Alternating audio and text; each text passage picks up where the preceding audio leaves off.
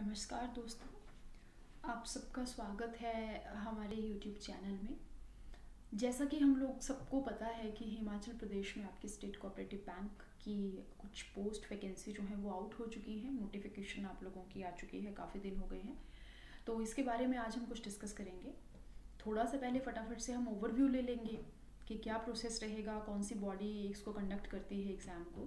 सो देखिए, conducting body जो रहेगी इसके लिए that is Himachal Pradesh state cooperative bank, यही कंडक्ट करता है। जो पोस्ट है आपके पास वो निकली है जूनियर क्लरिकल लेवल की और स्टेनोटाइपिस्ट की। रेगुलर बेसिस की जॉब है स्टूडेंट्स, तो आप लोग इसको काफ़ी सीरियस वे में लेके जा सकते हो। 149 आप लोगों के पास वैकेंसी है और जो रजिस्ट्रेशन है, जो नोटिफिकेशन है वो 5 जून से स्टार्ट हो चुका है इसका रजिस्ट्रेशन। तो जो लास्ट डेट है हमारे पास एप्लीकेशन को सबमिट करने की वो 2 जुलाई की है 2021 की। 2 जुलाई को आप लोग 2 जुलाई के बाद आप लोग फॉर्म जो है वो फिल नहीं कर सकते हो। क्लियर। और ऑब्वियसली कैटेगरी जो है वो आपके पास गवर्नमेंट जॉब है। लोकेशन जो रहेगी, ऑफ कोर्स अगर Himachal Pradesh state cooperative bank है तो स्टेट के अंदर ही आप लोगों की जो लोकेशन होगी वो रहेगी। सिलेक्शन प्रोसेस इसका देखिए क्या रहेगा। रिटन एग्जाम होगा आप लोगों का, जो कि 2 फेजेस में होगा, उसको हम थोड़ा बाद में डिस्कस करेंगे। और आफ्टर दैट आप लोगों का इंटरव्यू होगा। ऑफिशियल जो साइट होगी, देखिए इसके बारे में अगर आप लोगों को और डिटेल्स चाहिए तो वो hpscb.com पे जाके आप ले सकते हो। क्लियर। सो यहाँ पे कुछ इंपॉर्टेंट डेट्स हम लोगों ने मेंशन करी हुई हैं, जिसमें से ऑलमोस्ट हम लोग ज़्यादातर देख चुके हैं। This is the important point. देखिए, last date for printing your application 17 जुलाई, 17 जुलाई तक आप लोग अपनी जो एप्लीकेशन है उसका प्रिंट आउट ले सकते हो। देखो स्टूडेंट, ये पोर्शन आप लोगों के लिए इसलिए इंपॉर्टेंट है, समटाइम्स क्या होता है, किसी ना किसी टेक्निकल इशू की वजह से आप लोग अपना एडमिट कार्ड जो है वो डाउनलोड नहीं कर पाते हो, या आपका एडमिट कार्ड जो है वो रिलीज़ नहीं होता है। तो उस पर्टिकुलर पॉइंट पे आकर के डिपार्टमेंट आपको कहता है कि जो आपने एप्लीकेशन का अपना जो आपका फॉर्म फिल किया था उसका प्रिंट आउट आप साथ में लेके आइए। तो ट्राई कीजिएगा, अगर आप उसको सेव कर सकते हो या उसका प्रिंट आउट निकाल के अपने पास रख सकते हो तो वो ज़रूर कीजिएगा। क्लियर। और जो ऑनलाइन फ़ी की पेमेंट है वो 2 जुलाई के बाद आप लोग नहीं कर पाएंगे। बाकी खैर अगर डिपार्टमेंट उसको थोड़ा एक्सटेंड करता है तो वो बात की बात है, बट फिलहाल जो है वो 2 जुलाई 2021 रहेगा। क्लियर। अब देखिए यहाँ पे हम देखते हैं जो मैंने आपको ऊपर डिस्कस अभी हम लोगों ने किया था कि 149 जो है वो टोटल वैकेंसी आउट हुई है। उसमें से जो स्टेनोटाइपिस्ट की है वो सिर्फ 5 हैं। बाकी की जो जूनियर क्लरिकल लेवल की पोस्ट हैं वो आपके पास 144 की हैं। क्लियर। अब हम सबसे इम्पॉर्टेंट पोर्शन जो आपका एलिजिबिलिटी क्राइटेरिया है उसको देखते हैं। देखिए, 2 मेजर फैक्टर्स जो हैं वो एलिजिबिलिटी क्राइटेरिया में रखे गए हैं। वो क्या क्या रहेगा, एक होता है आपका एजुकेशनल क्वालिफिकेशन और एक आपकी होती है एज। तो चलिए इसको डिस्कस करते हैं। जैसा मैंने अभी आपको बताया कि जूनियर क्लर्क और स्टेनोटाइपिस्ट, ये 2 जो पोस्ट हैं आपकी, इसके लिए ये पेपर कंडक्ट किया जा रहा है। तो जूनियर क्लर्क के लिए देखिए आपका जो मिनिमम क्वालिफिकेशन है, एजुकेशनल क्वालिफिकेशन है, वो होना चाहिए आपका 12th पास। और आपका जो परसेंटाइल उन्होंने परसेंटेज रखा है minimum, which is with 50% marks minimum है। इससे ऊपर के तो खैर अप्लाई कर ही सकते हैं। और मिनिमम क्वालिफिकेशन 12th है। ज़्यादा से ज़्यादा तो आप जितने मर्जी पढ़े हो, ग्रेजुएशन हो या पोस्ट ग्रेजुएशन भी होगी, ऑफ कोर्स वो चलेगा, वो तो सोने पे सुहागा हो गया। और कैंडिडेट जो है वो उसने 10th और 12th, ये बहुत इंपॉर्टेंट पॉइंट है, आप ध्यान में रखिए इसको, 10th और 12th जो है वो उसने किया हो from any school situated in Himachal Pradesh, condition not applied to bonafide Himachali. Bonafide Himachalis जो हैं वो उनके ऊपर ये कंडीशन अप्लाई नहीं होती है। That means if you belong to HP, अगर आप हिमाचल से बिलोंग करते हो लेकिन आपकी जो स्कूलिंग है वो किसी और नेबर आपकी स्टेट से हुई है या कहीं और से, सपोज चंडीगढ़ से अगर आपने किया है या पंजाब के किसी स्कूल से किया है, तो आप लोग एलिजिबल नहीं हो स्टूडेंट्स, क्योंकि बोनाफाइड हिमाचली नहीं मांग रहा है, वो बोल रहा है कि सिचुएटेड इन हिमाचल प्रदेश, एक ऐसे स्कूल से आपने 10th या 12th पास किया हो। Clear. Similarly if we discuss about stenotypist, यहाँ पे भी वही रहेगा। 12th जो है वो 50% मार्क्स, ग्रेजुएशन या ऊपर का भी चलेगा, यहाँ पे भी वही होगा, condition not applied to bonafide Himachalis. अच्छा, यहाँ पे 2 चीज़ें जो हैं आपके लिए वो भी इम्पॉर्टेंट है। एक तो आपकी जो शॉर्ट हैंड स्पीड है वो होनी चाहिए 80 वर्ड्स पर मिनट इंग्लिश लैंग्वेज में, और 70 वर्ड्स पर मिनट आपको चाहिए हिंदी में। और टाइप राइटिंग जो एग्ज़ाम है उसके लिए आपका क्या होना चाहिए, 40 वर्ड्स पर मिनट होने चाहिए आपके इंग्लिश में, और 30 वर्ड्स पर मिनट आपकी स्पीड होनी चाहिए हिंदी में। क्लियर। अब अगर हम एज की बात करें तो ये लास्ट डेट आपको क्या दिया हुआ है, 1 जनवरी 2021। मतलब जो भी एज वो बता रहा है वो 1 जनवरी 2021 तक अप्लाई होती है, कि अगर आप 18 ईयर्स के 1 जनवरी 2021 तक हो चुके हो तो आप एलिजिबल हो। अगर आप 1 जनवरी 2021 तक बिलो, वो कह रहा है बिलो 45 ईयर्स अगर आप हो तो आप एलिजिबल हो इस एग्ज़ाम को, इस फॉर्म को फिल करने के लिए। क्लियर। उसके बाद का नहीं मैटर करेगा कि आप फरवरी में 18 के हुए हो या आप अभी एग्ज़ाम में, अगर जैसे हम डिस्कस कर रहे हैं इस वक्त जून चल रहा है तो आप जून में अभी 18 ईयर्स के हुए हो तो दैट मीन्स आप इसके एलिजिबल नहीं हो, आप नहीं फिल कर सकते हो ये एग्ज़ाम। अब हम कुछ एग्जाम पैटर्न के बारे में डिस्कस करते हैं। देखिए क्या रहेगा यहाँ पे, वो इम्पॉर्टेंट पॉइंट एक दे रहा है कि this exam will be conducted in the 2 phase pattern of examination, that is phase 1 preliminary examination and phase 2 आपका रहेगा मेन एग्जामिनेशन। और ये थ्रू हो रहा है IBPS। आप लोगों ने अगर IBPS का पहले प्रिपरेशन कभी किया है, जो कि आपके PNB हो गया या बैंक ऑफ बड़ौदा, महाराष्ट्र या इस तरह के जितने भी आपके बैंक्स हैं जो नेशनलाइज्ड हैं, उनके लिए एक बॉडी है ये बैंकिंग पर्सोनल सिलेक्शन का, IBPS जो है वो कंडक्ट करता है एग्ज़ाम। तो आपका जो HPSCB का एग्ज़ाम है वो भी IBPS के थ्रू कंडक्ट हो रहा है। तो ऑफ कोर्स आपका जो पैटर्न रहेगा वो भी एक जैसा रहेगा।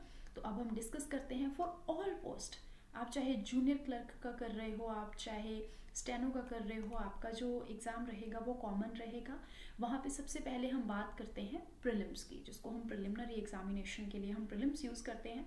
तो प्रीलिम्स में क्या होगा, आपके पास 3 सेक्शन रहेंगे, सेम जैसा IBPS की। अगर आप क्लरिकल या PO का एग्ज़ाम अगर आप लोगों ने दिया हो तो इंग्लिश है, न्यूमेरिकल एबिलिटी मतलब मैथमेटिक्स की वो बात कर रहा है, क्वांट्स की बात कर रहा है, और एक आपका रीजनिंग एबिलिटी। रीजनिंग मतलब मेंटल एबिलिटी भी आप लोग इसको कह सकते हो। क्लियर। नंबर ऑफ क्वेश्चंस देखिए, इंग्लिश लैंग्वेज के आपको 30 आएंगे, न्यूमेरिकल एबिलिटी मैथ्स के 35 रहेंगे, रीजनिंग के आप लोगों के पास 35 क्वेश्चंस रहेंगे। मार्क्स पे 1 क्वेश्चन जो होगा वो 1 मार्क कैरी करेगा। ड्यूरेशन देखिए आपके पास गिन के 20 मिनट्स हैं स्टूडेंट्स। अब ये क्या मतलब है, दैट मीन्स आपको हर एक पर्टिकुलर सब्जेक्ट के लिए गिन के टाइम मिल रहा है 20 मिनट्स। तो आप लोगों को जो प्रिपरेशन करनी है वो अकॉर्डिंग टू टाइम, जो सबसे बड़ा बैंक किसी भी बैंक के एग्जाम को क्रैक करने का तरीका होता है वो 3 चीज़ों पे डिपेंड करता है, speed plus accuracy plus time management. Clear. अगर ये 3 चीज़ें आप लोगों के पास हैं तो आप किसी भी एग्जाम को क्रैक कर सकते हो, खासकर आप अगर बैंकिंग की बात करें तो, क्योंकि यहाँ पे ये 3 चीज़ें बहुत मैटर करती हैं। अब आपके पास इंग्लिश लैंग्वेज के 30 क्वेश्चंस हैं और आपको सिर्फ 20 मिनट्स मिल रहे हैं। दैट मीन्स आपको उन 30 क्वेश्चन को 20 मिनट में ही कवर करना है। ये ऑफलाइन एग्जाम नहीं रहेगा, ये आप लोगों का ऑनलाइन एग्जाम है। क्लियर। ऑनलाइन एग्जाम में क्या होगा, आपके पास स्क्रीन पे अगर इंग्लिश डिस्प्ले हो रहा है तो आप मैथमेटिक्स पे वो टाइम नहीं लगा सकते हो। 20 मिनट गिन के आपको सिर्फ इंग्लिश के लिए मिलेंगे। आपको वो जो सब्जेक्ट है वो आता है वो नहीं आता है, डजेंट मैटर, आपको 20 मिनट दिए जाएंगे। तो एक जो ऑफलाइन में होता था ना, सपोज कीजिए किसी का इंग्लिश जो है वो स्ट्रॉन्ग है तो वो उस इंग्लिश लैंग्वेज को 10 मिनट में सॉल्व करके मैथ्स पे ज़्यादा टाइम दे सकता था, लेकिन यहाँ पे ऐसा नहीं रहेगा। 20 मिनट आपको इंग्लिश के दिए जाएंगे, 20 मिनट आपको मैथ्स के लिए मिलेंगे, 20 मिनट सिमिलरली आपको रीजनिंग के लिए मिलेंगे। क्लियर। और बाइलिंगुअल रहेगा, बाइलिंगुअल मतलब इंग्लिश और हिंदी दोनों में आएगा except English language questions. Of course जो ये आपके पास मैंने यहाँ पे डिस्कस किया था, जो इंग्लिश लैंग्वेज है वो सिर्फ इंग्लिश में ही रहेगा, बाकी मैथ्स और रीजनिंग जो है वो आप लोगों को हिंदी में भी देख सकते हो, ये आपकी चॉइस रहेगी। क्लियर। देन उसके बाद if you talk about mains examination, जिसको हम फेज 2 कह रहे हैं, तो मेन में आपको क्या क्या आएगा, देखिए नंबर ऑफ क्वेश्चंस बढ़ रहे हैं। ध्यान दीजिए स्टूडेंट्स, ऊपर प्रीलिम्स में आपके पास 35 क्वेश्चंस थे जो आपने 20 मिनट में सॉल्व करने थे।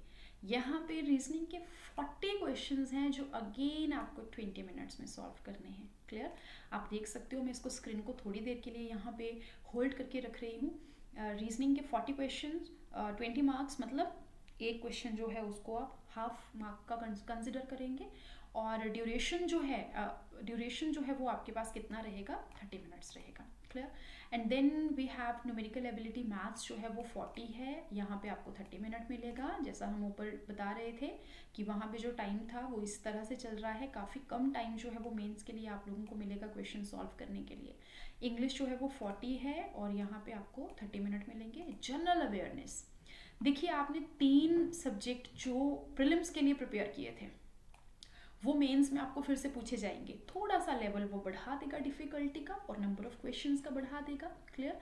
बट ऐड जो हो रहा है, जो आपका है जनरल अवेयरनेस, जो सबसे ज़्यादा क्वेश्चंस आएंगे, कितने आप लोगों के 50 क्वेश्चंस रहेंगे और सिर्फ 25 नंबर के, वही हाफ मार्क जैसा मैंने आपको बताया था।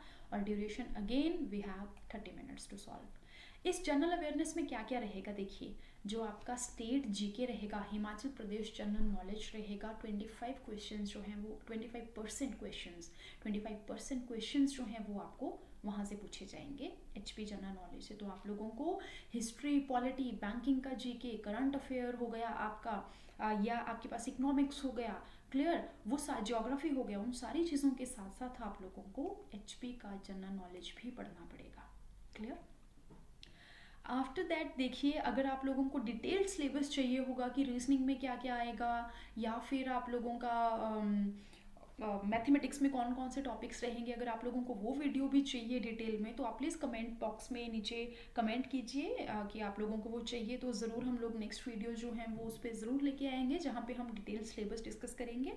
और प्लस आप लोगों का प्रीवियस ईयर के कुछ इंपॉर्टेंट क्वेश्चंस हो गए या सारी वो चीज़ें जो हैं वो, उसके लिए भी हम लोग एक वीडियो बनाएंगे। तो एक सैलरी यहाँ पे देखिए दिया हुआ है जूनियर क्लरिकल के लिए, पे स्केल कितना रहेगा वो हम लोगों ने यहाँ पे डिस्कस किया हुआ है। स्टेनो के लिए कितना रहेगा वो हम लोगों ने यहाँ पे डिस्कस किया हुआ है।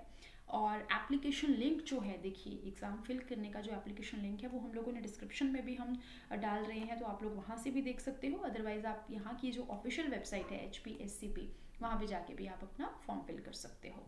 तो अप्लाई ऑनलाइन किस किस तरह से करना है वो 5 जून से स्टार्ट हो चुका है, जैसा कि मैंने आपको बता दिया है। तो जितना जल्दी आप फॉर्म फिल कर सकते हो आप करिए, क्योंकि लास्ट डेट आने ही वाली है।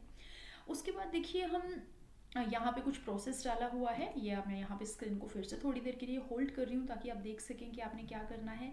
आप लिंक पे क्लिक करेंगे, फिर जैसे ही नया पेज ओपन होगा आप वहाँ पे न्यू रजिस्ट्रेशन, जो भी आपको न्यू रजिस्ट्रेशन करके दिखेगा वहाँ पे एक बटन दिखेगा, डायलॉग बॉक्स दिखेगा, आप उसको क्लिक करेंगे। उसके बाद जो भी इंपॉर्टेंट डिटेल्स हैं आप वो वहाँ पे डालेंगे।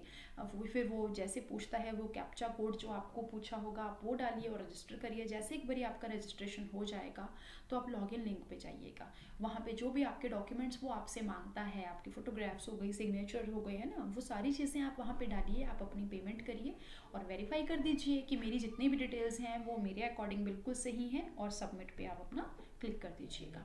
उसके बाद अगर हम एप्लीकेशन फ़ी के बारे में बात करें तो देखिए general category, OBC, ex serviceman, physically handicapped या WFF, जितना भी आपके पास वो ये कैटेगरी में मेंशन कर रही हूँ, उनके लिए जो फ़ी रहेगी ऑनलाइन एप्लीकेशन फिल करने की वो 1000 रुपीज़ रहेगी, which is non refundable. Clear. तो अगर आप लोग इस एग्ज़ाम के बारे में सीरियस हैं तो मैं आपको तभी सजेस्ट करूंगी कि आप ये पेपर भरवाएं, क्योंकि फीस इन्होंने अच्छी खासी ही रखी हुई है। Scheduled caste, SC ST, IRDP, BPL हो गया, अंत्योदय हो गया, आपका ये EWS कैटेगरी से अगर आप लोग बिलोंग करते हैं तो आपका 800 रुपीज़ जो है वो लगेगा। और जितनी भी फीमेल कैंडिडेट्स हैं, चाहे वो आप जनरल कैटेगरी की हों, OBC, SC, IRDP जो भी हैं, आप लोगों का 800 ही रहेगा। क्लियर। अब उसके बाद हम कुछ लास्ट बेसिक क्वेश्चंस देखते हैं जो आप लोगों के माइंड में कुछ आ रहा होगा। तो वो यहाँ पे हम लोगों ने डिस्कस किया हुआ है कि ये कब आया है, तो 5 जून को आया है। सब हम ऑलमोस्ट डिस्कस कर चुके हैं। जूनियर और स्टेनोटाइपिस्ट के लिए है। टोटल वैकेंसी आपके पास 149 है, जो कि अच्छी खासी है अगर मैं वैसे बताऊं तो, है ना। लास्ट डेट जो है वो आप लोगों के पास 2 जुलाई है। क्लियर।